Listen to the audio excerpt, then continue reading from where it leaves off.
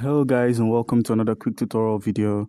And in this short tutorial video, I'm going to be showing you how you can simply withdraw BNB from your Trust wallet.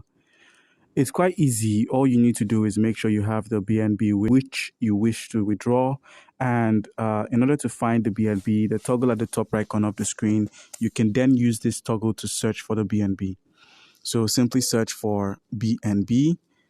We have the BNB on the Beacon chain, we have Smart Chain, and BNB pegged as the BUSD. We're working with the BNB Smart Chain, so click on it, take a look at your balance, click on the send option, and then paste the address and the amount you wish to send.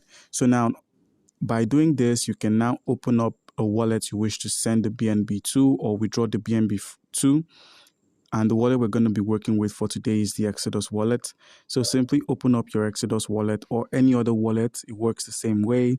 And once the Exodus wallet is opened up, at the portfolio menu, click on the receive option, search for BNB, and select the Binance Smart Chain. That's this BSC here. That's the BSC.